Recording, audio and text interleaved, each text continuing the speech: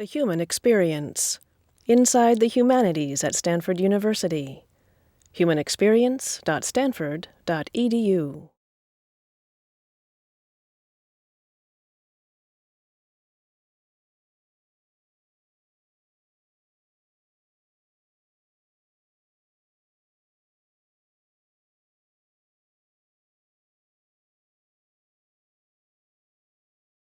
I work on a number of things, but chiefly Buddhist literature, and I'm interested in investigating it to learn about the history of Buddhist ideas and how the religion developed. And particularly I work on Mahayana sutras, which were composed from around the beginning of the Common Era, so that's about 2,000 years ago. And one of the things that I'm particularly working on now is what's normally known as the Diamond Sutra. And that's a short text. It takes about 30 minutes to read it. And that's been very popular throughout the Buddhist world, but especially in East Asia, in China and Korea and Japan, and it still is to this day. The existing translation, and there have been a number of them made, a lot of them are made from the English translations of the Chinese version, which is the one used in East Asia. They're not very good. So basically they need to be replaced because in my view, they're mistaken in many ways, and part of the reason for that is that they're based on a substandard copy of the text, so it needs to be redone from the ground up, and that's what I'm doing. The Diamond Sutra is particularly interesting because the contents of the text don't actually match the way in which it's used. As far as contents are concerned, the Diamond Sutra deals with a view of reality or a view of this world which seeks to deconstruct the normal categories of our experience and to indicate that in a way we're always relating to figments of our own imagination, that what we think are the real entities in the world are constructs of our own conceptualizations. So that's the kind of philosophical import of the text, and a lot of people have fastened on that and they think that's very important. In fact, that's totally different from how the text is used, which is to make merit when it's recited, and especially to counteract the effects of bad actions, bad karma, so to speak, that people have committed in the past. So it's used as a way of expunging guilt and sin, if you like.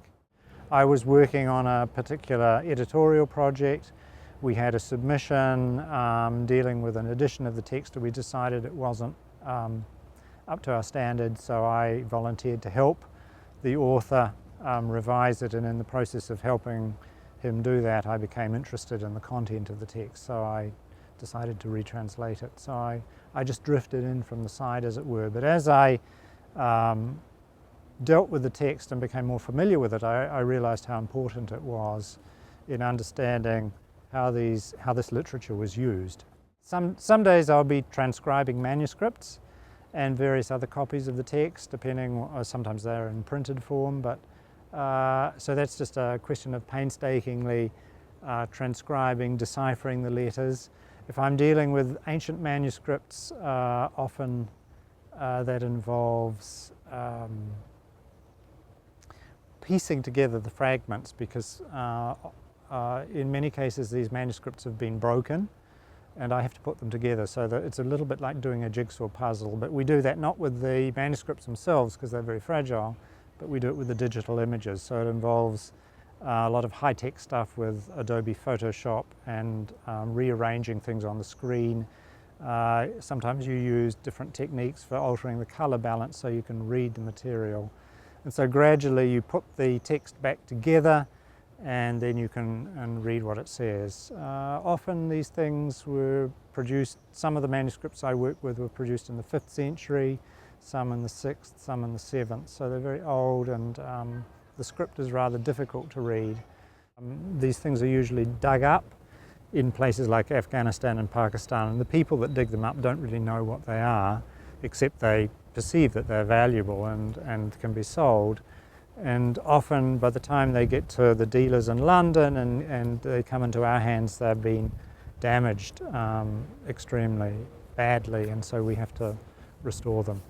When we're working with the actual things themselves, we generally don't touch them very much, because birch bark is not a very good material for durability. It tends to fall apart very quickly, and so especially when it becomes dry. So we handle the actual manuscripts as little as possible and mostly work with digital images of them, scans, which we can then manipulate and piece together using Photoshop.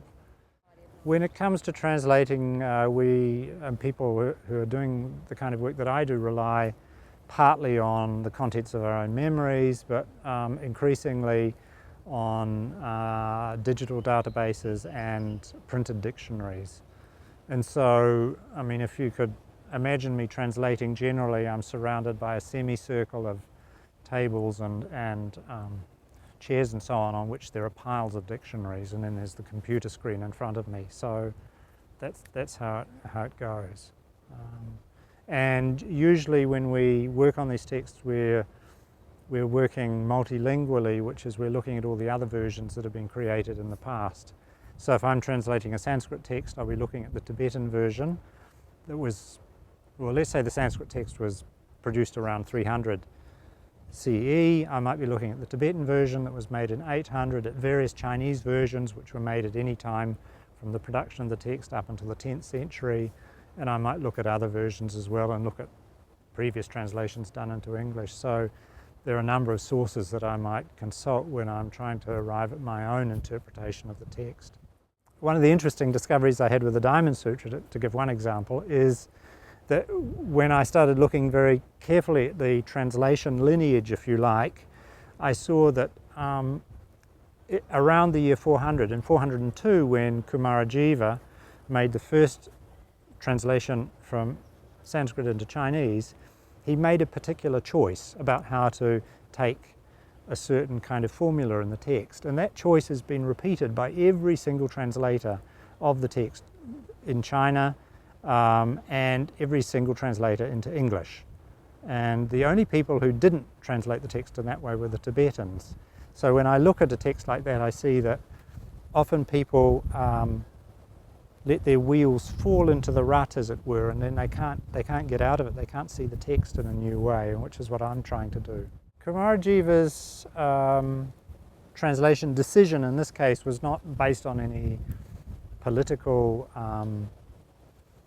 consideration or anything like that. It was just a Sanskrit compound, or a type of compound where you can go one way or the other. I mean, it's legitimate to go one way or the other. He jumped one way, and you can see why he did, but then everybody else has jumped that way too. But I prefer myself to follow the lead of the Tibetans and go the other way, and I think that makes more philosophical sense of the text. So that's, I think that's interesting anyway, and that's why I hope my translation will be something that people find interestingly new and fresh. Inspiration just comes from reading the text and sort of being around it so constantly that suddenly you begin to see it in new ways, as I did with this text. I mean, it's something that I read when I was a graduate student first, and I couldn't understand it. It's very difficult to understand, and so I didn't pay very much attention to it, and it wasn't until I started working with the manuscripts and dealing with it on a daily basis that I actually had to struggle with it. And eventually I was able to push through with that struggle and actually come, I think, to a perception, possibly still a dim perception of what the text is about. And I think I still haven't got to the end of it. I have the idea that until one actually commits to memory texts like these and performs these operations, you can't quite understand what's going on. So that they actually don't work like books in the way that we understand books. They're more like performance pieces or scores for pieces of music. And I think until you play them, it's no good reading the score. You've got to play the piece of music, and then you'll see how it works and the kind of effects it has on your mind when you do that. So that's the kind of perception I'm coming to have about Buddhist sutras like this one.